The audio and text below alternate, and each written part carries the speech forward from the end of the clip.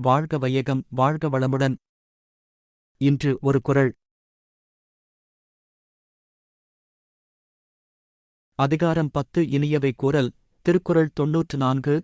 துன்புறும் துவ்வாமை இல்லாகும் யார் மாட்டும் இன்புறும் இன்சொலவர்க்கு.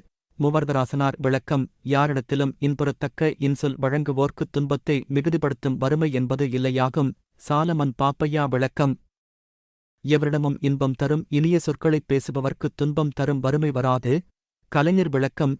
இன்சொல் பேசி எல்லோரிடத்திலும் கனிவுடன் பழகுவோர்க்கு நட்பில் வறுமை எனும் துன்பமில்லை. Chapter 10 The Utterance of Pleasant Words. Thirukkural Couplet 94. The men of pleasant speech that gladness breed around, through indigence shall never sorrow's prey be found. Explanation.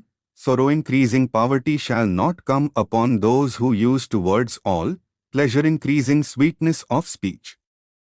வாழ்க வையகம் வாழ்க வையகம் வாழ்க வளமுடன். Like, share, subscribe.